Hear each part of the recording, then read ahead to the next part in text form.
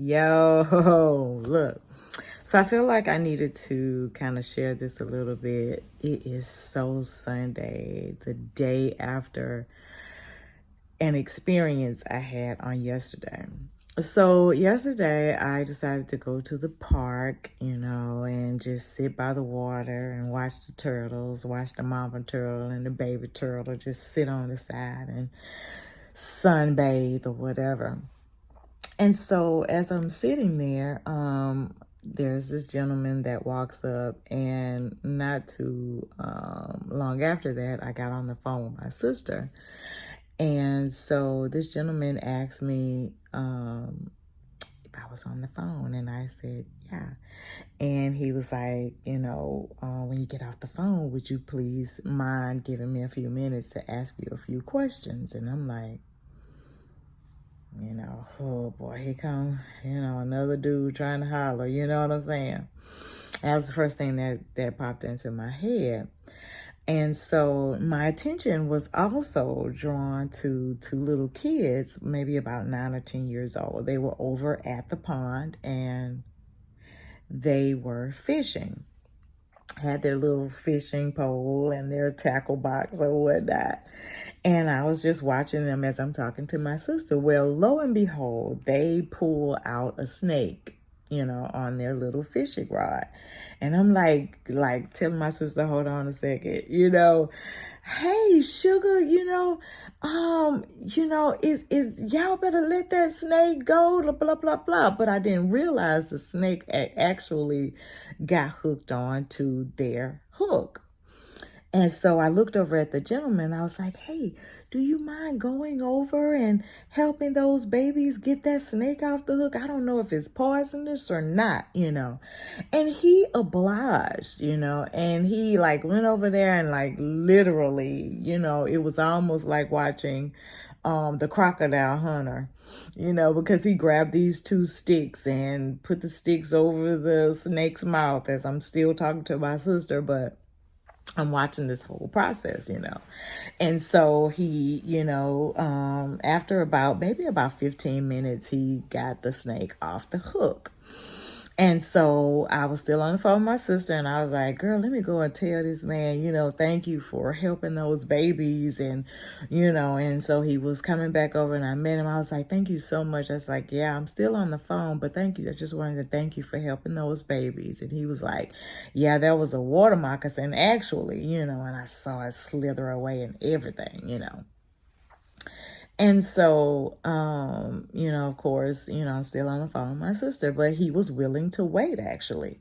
So I was on the phone with my sister maybe about 15 or 20 more additional minutes, and he was just sitting over there waiting. Well, I got off the phone with my sister, and I was like, yes, sir, how may I help you?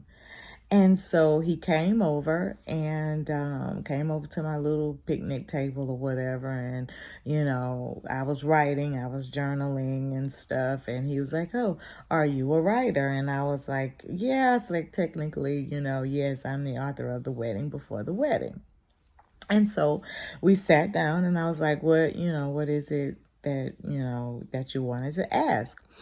And so he just proceeded to talk about the hurt from his ex-wife and, how he's just been such this loving person and always being taken advantage of. And, that he's 50 years old and he still hasn't found love and he's still hurting as a result of this failed marriage. And he talked about all the trauma that he endured as a result of this relationship and, how he's finding it difficult to move on and just that how hurt he still is, Well, for me, I've always been a listening ear. But transparently, prior to this person, I was that ear. But I also became the ear, the back, the hand, the body, the everything. I became everything.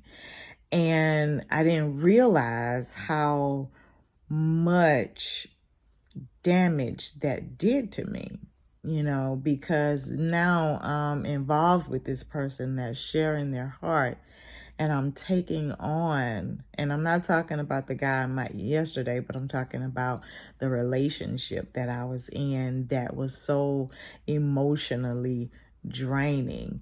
And it was so emotionally draining because now I've become who hurt you.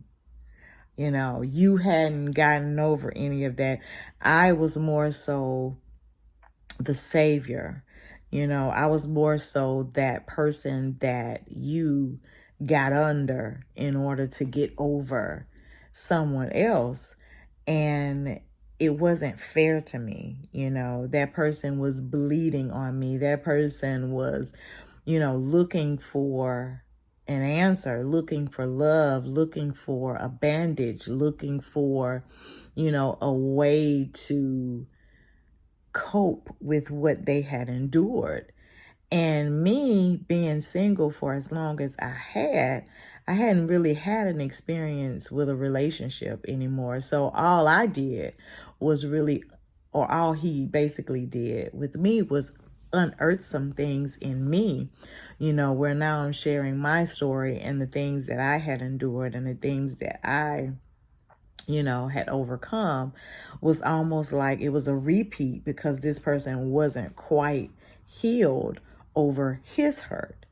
And so I found myself unearthing things that I thought I was over, but they only seemed familiar.